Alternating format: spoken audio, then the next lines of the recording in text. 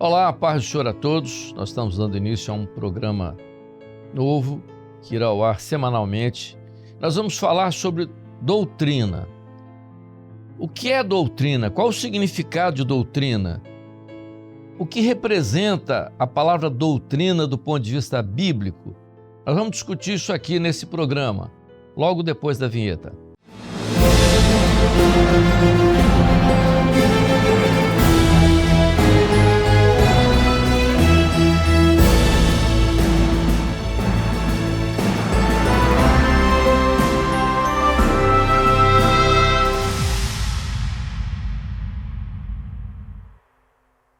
Quando nós falamos de doutrina, a palavra doutrina, se você observar no sentido, na nossa língua, no português, um conjunto de ideias coerentes, né, que mostram um sistema, como por exemplo, nos códigos civis, penais e tal, existem as chamadas doutrinas jurídicas, que os advogados falam sobre isso, mas o nosso enfoque aqui é doutrina bíblica. Então, quando nós falamos de doutrina bíblica, que é, na verdade, a doutrina da igreja, a doutrina do cristianismo, de uma forma geral, nós temos que observar de onde parte essa doutrina, de onde a fonte dessa doutrina. Então nós temos com clareza isso, todas as igrejas, ditas igrejas evangélicas, costumam colocar nos seus estatutos quase que um artigo que é um parágrafo que é comum a quase todas elas. A Bíblia é a única regra de fé e prática. Todas as igrejas evangélicas usam essa citação. Então vamos lá. O que é a doutrina bíblica? O que significa? Vamos conceituar de forma didática e fácil de ser compreendido esse tema. Por exemplo, doutrina é um conjunto de elementos que emergem da palavra pela operação do Espírito Santo no corpo. A síntese dessa definição, ela praticamente está contida na própria doutrina bíblica. Interessante, porque todas as citações do Novo Testamento, elas denotam isso, mostram isso. Então, por que eu digo? A doutrina é um conjunto de elementos que emergem da palavra. Por que um conjunto de elementos? Porque a doutrina são vários elementos que a palavra aborda sobre doutrina. Por exemplo, a Bíblia fala de salvação, é um aspecto doutrinário, né, que está na palavra, que vem da palavra, mas a doutrina de salvação tem vários elementos, né? A doutrina tem, a salvação é ato, é processo, é em santificação. Então você tem toda uma sequência de elementos que dão forma à doutrina de salvação, que é uma doutrina fundamental, né? Jesus é o único caminho, Jesus é a verdade, a vida. Está na Bíblia isso. Isso é muito claro, não é? É evidente isso. Outros assuntos que doutrinariamente estão na Bíblia. É bom que se diga que o apóstolo Paulo, que foi o responsável pela maior parte da doutrina da igreja, ninguém tem dúvida disso, é bom que se diga que o apóstolo Paulo, ele não criou uma doutrina, chamar as igrejas chamadas igrejas paulinas, porque são igrejas adeptas da doutrina paulina, isso é um grande equívoco. Paulo não criou nenhuma doutrina. Paulo descreveu de maneira muito clara e de maneira muito assim, simples até, o que ele estava vendo acontecer na igreja. Então, quando ele descreve batismo com o Espírito Santo, a experiência do batismo com o Espírito Santo, no capítulo 19 de Atos, ele descreve a experiência que ele viu do batismo com o Espírito Santo, fazendo a diferença entre os batismos. Quando ele escreve sobre dons espirituais, ele faz um apanhado do que estava acontecendo na igreja de Antioquia. Ele observa a igreja, ele fez parte da igreja, e ele viu a forma como o Espírito Santo operava naquela igreja. E ele então enumera aquilo que ele chama de manifestações do Espírito Santo, e ele faz então um relato sucinto, detalhado, de 9 formas, que ele chama de formas principais do Espírito Santo operar na vida da igreja. Então, isso tudo está dentro de um processo que chama doutrina. A nossa experiência de início, e nós falamos isso reiteradas vezes, nós não somos criadores de uma doutrina. A Igreja Cristã Maranata jamais, seria uma coisa absurda falar isso. Nós tivemos uma experiência com a doutrina que já existia. Ou seja, o Senhor nos trouxe, como assim, renasceu isso em nós, fez toda essa doutrina renascer em nós. Veja uma coisa importante para todos aqueles que nos assistem. O início da Igreja Cristã Maranata, lá nos anos de 68, final da década de 60, foi uma atração mais por 2 eventos bíblicos com muita clareza no livro de Atos, que marcaram o início da igreja.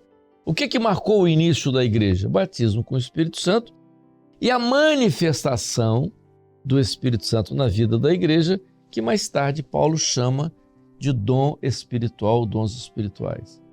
A nossa experiência inicial, o que atraiu o grupo que veio, porque o grupo que veio era evangélico, o grupo que veio não era do mundo, o grupo que veio tinha experiência, cria no Senhor Jesus, experiência de salvação, mas não tinha a experiência do batismo com o Espírito Santo e dons espirituais. Então, o que atraiu inicialmente foi o batismo com o Espírito Santo e dons espirituais, como todos os movimentos pentecostais pregavam e criam.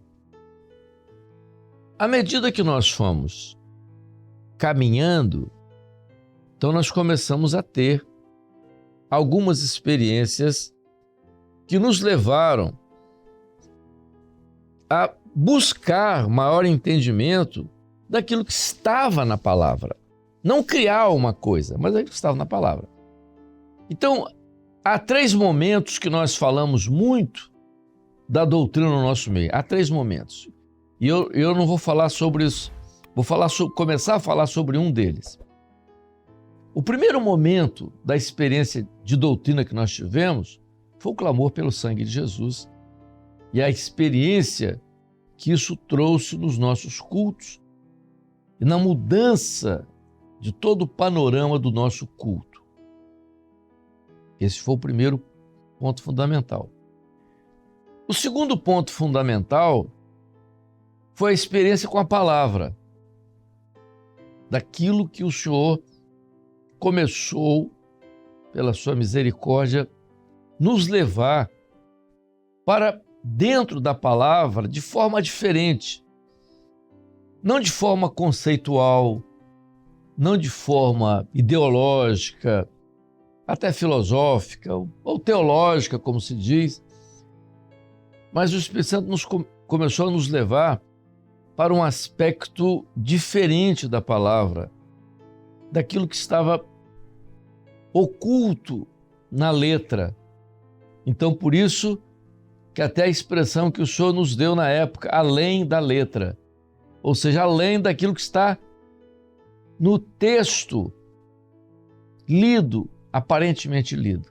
Essa foi a segunda grande experiência, que nós chamamos palavra revelada ou além da letra. A terceira grande experiência que nós tivemos, essa foi muito importante, mas foi a terceira, e eu vou começar falando dela, foi a experiência de corpo. Mas como assim a experiência de corpo? Eu costumo dizer, em medicina, nós, médicos, gostamos muito da fisiologia. E o médico hoje tem que saber fisiologia. Na época de faculdade, quando a gente estava nos primeiros anos da faculdade, os veteranos, quer dizer, aqueles que estavam terminando o curso, diziam para nós: vocês têm que aprender a dominar melhor algumas disciplinas do início do curso. Uma delas era, claro, anatomia, quem vai ser cirurgião, está tudo certo. Mas, de uma maneira geral, o médico precisa ter um conhecimento bom de fisiologia, farmacologia, patologia. São três matérias que eles falavam abertamente com a gente: fisiologia, patologia e farmacologia. Na verdade, todo o curso vai sempre ficar remodelando isso. Mas vamos pegar a fisiologia, o estudo das funções. Eu costumo dizer que a Bíblia tem um livro que eu considero a fisiologia da igreja, que é o livro de Atos. Tudo que acontece no livro de Atos tem que acontecer na igreja verdadeira, sem nenhuma mudança. O que aconteceu, porque o livro de Atos, ele traz um relato de mais ou menos 30 anos, mais ou menos do ano 33 até o ano 63, 30 anos do início da igreja. Então, tudo que acontece, tanto que alguns chamavam o livro de Atos, não de Atos dos Apóstolos, mas chamavam de Atos do Espírito Santo, porque, na verdade, o livro de Atos eram Atos do Espírito Santo através dos apóstolos. Por isso que se falou Atos dos Apóstolos. Mas ele descreve a função, a maneira como a igreja funciona. E se você observar o livro de Atos, ele dá bastante ênfase, de maneira até ainda como se assim, mais retida, como se fosse implicitamente, a ideia de corpo. Porque não havia evidência de um destaque. E o grande exemplo que o livro de Atos dá sobre corpo está no capítulo 15 do mesmo livro, o Concílio de Jerusalém.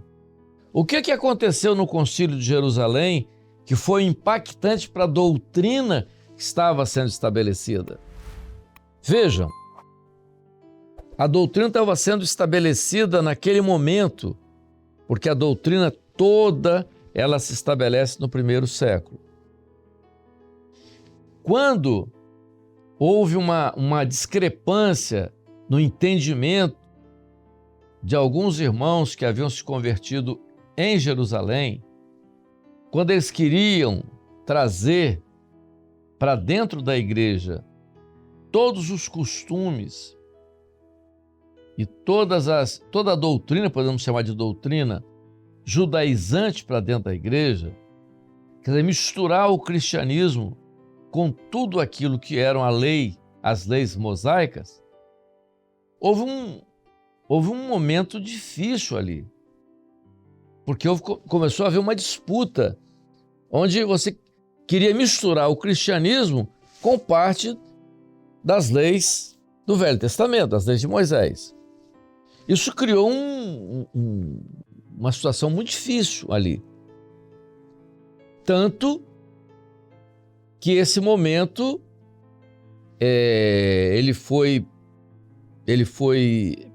chegou ao ponto dessa reunião que houve em Jerusalém, né? Alguns dizem que mais ou menos anos 52 da era cristã, para se discutir isso. Então, os irmãos lá de Antioquia, onde Paulo, Silas, Barnabé e outros vieram para essa reunião em Jerusalém. Ali houve um entendimento, Pedro já tinha tido uma visão antes, de que aquilo que estava acontecendo ali, aquelas ideias que elas poderiam minar toda a doutrina. Não só os judaizantes, lá no livro de Apocalipse fala também nos nicolaítas, aquilo tudo podia trazer um transtorno para a doutrina que estava sendo preparada, tomando forma ali.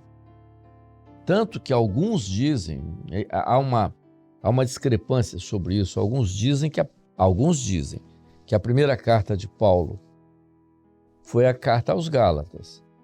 E sem dúvida, isso não há dúvida da parte nem dos maiores estudiosos da Bíblia, de que a carta de Gálatas, aos Gálatas, tem muito a ver com o Concílio de Jerusalém. Muito a ver. Quando ele diz que se outro evangelho for pregado diferente do que ele pregava, fosse anátema. Então ali, no capítulo 15, está implícito ali que a igreja, a doutrina não ia ser formada pela ideia de um homem só. Eu poderia dizer Paulo, que era o mais culto, talvez não, mas ali houve um entrosamento de todos os apóstolos com a igreja, as lideranças, para que a doutrina fosse preservada. Ali está, de forma implícita, a primeira ideia de corpo com relação ao início da igreja. É possível que isso tenha tido uma repercussão muito grande depois no andamento da igreja. Mas, se nós olharmos para os evangelhos, nós vamos ver que a doutrina de corpo, ela já começa a ser ensinada pelo próprio Senhor Jesus. Em que momento? Vamos lá. O momento da ceia. O momento da ceia, prestem bem atenção, você que está ouvindo, está assistindo. Alguns falam uma série de outras coisas, mas vamos lá, vamos pegar aquilo que é claro e prático na Bíblia. Jesus estava no final do seu ministério, né? Final do seu 3º ano de ministério. Antes da sua prisão, né, da sua condenação, ele era a Páscoa, estava chegando a Páscoa, e ele deseja comer a Páscoa com os seus discípulos. Aquilo que o livro, que é ensinado lá no livro de Êxodo, também, né? O momento da Páscoa. Como seria a Páscoa? Muito bem. Jesus, então, dá aquela orientação, né, para que fosse a cidade, encontrasse o homem com cântaro, tudo aquilo que todo mundo já conhece. Então, eles foram para aquele lugar, aquele cenáculo ali, sentaram à mesa para comer a Páscoa. Vejam bem, Jesus era judeu. Todos os seus apóstolos eram judeus.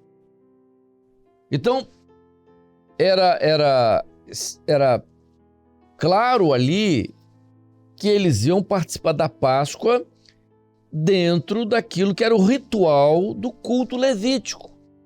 Qual era o ritual do culto levítico? A mesa, sobre a mesa, os 3 elementos da Páscoa.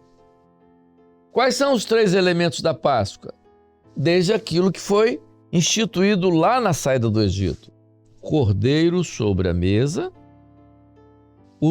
o pão, né? Os pães, o pão sem fermento, pão asmo, né? O pão sem fermento, o cordeiro assado e as ervas amargosas, que era o tempero. Assim, eram os 3 elementos que estavam sobre a mesa. O que acontece ali? Jesus coloca a mesa ali, e esse é o centro da comemoração, como está no capítulo 26 de Mateus. O que ele coloca? 2 elementos: pão e vinho. Alguém podia dizer assim, mestre, mas não é a Páscoa que nós viemos participar? Teria que ter um cordeiro assado, o pão asmo, cordeiro assado e ervas amargosas. O senhor colocou pão e vinho. A primeira pergunta que teria que ser dita é: onde está o cordeiro? Primeira pergunta. Eles não fizeram. Está implícito ali o quê? Ele é o cordeiro. Então, ele é o cordeiro, tá? O verdadeiro cordeiro pascal. O pão está ali, o pão continua. Porque o pão é a palavra que viria no Velho Testamento e ia migrar para o Novo Testamento, completando todo o cânon, que seria da igreja. A palavra continuaria. Ele é o cordeiro. Mas há uma mudança ali. Qual foi a mudança? Ele tira as ervas amargosas. As ervas amargosas tinham um significado para o judeu que significava o sofrimento, a amargura do sofrimento dele lá no Egito, que se lembrassem disso. Então ele tira as ervas amargosas e substitui pelo vinho. O que ele está mostrando ali? Então tudo isso ele transforma em pão e vinho. Quando ele transforma em pão e vinho, o vinho substitui as ervas amargosas. Por quê? Porque o sofrimento do povo agora, ele ia levar na cruz, porque o vinho é tipo do seu sangue que seria derramado. Mas então ali, ele institui o novo pacto, descrito pelo profeta Jeremias: eis que farei uma nova aliança, o novo pacto. E que Paulo, na segunda carta aos Coríntios, fala que nós somos ministros do novo pacto. O que é o novo pacto? Pão e vinho. Quando ele pega o pão, ele parte o pão e diz: esse pão é meu corpo e esse vinho é o meu sangue.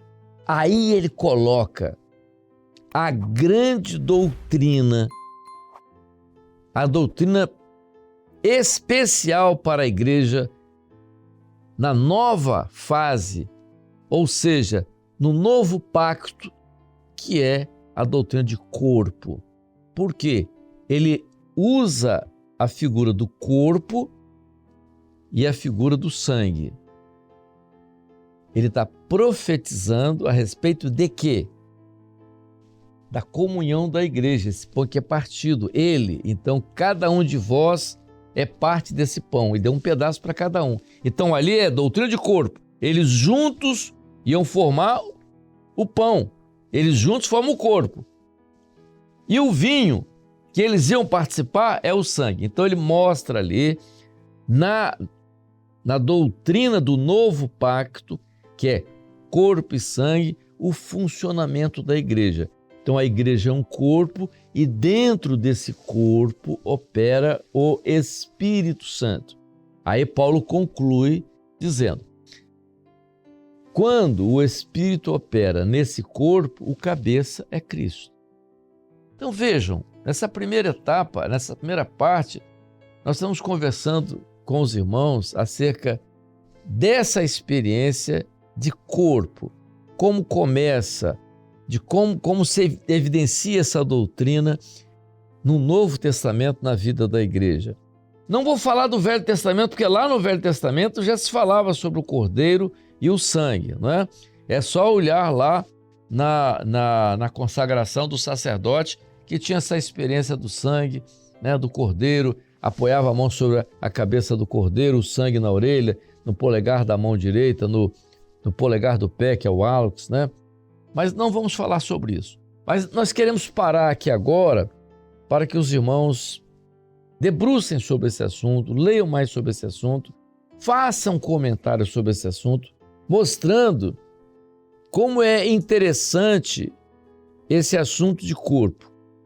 E nas próximas semanas nós vamos falar como então isso se deu na vida da igreja, especialmente na vida da igreja primitiva. Como isso aconteceu na vida da igreja primitiva? Como isso aconteceu na vida da igreja como a igreja local, com o exemplo dos dons espirituais? Como isso se deu nos ministérios para a vida da igreja que estava se fortalecendo naquela época? Como isso veio até os nossos dias? Qual a nossa experiência hoje como igreja? A experiência como corpo, não só na igreja, como também nos ministérios. Comente isso. Vamos discutir mais isso. Mande o seu comentário, a sua observação. Nós vamos começar a trabalhar esse assunto aqui com os irmãos. A paz do Senhor e até a próxima semana.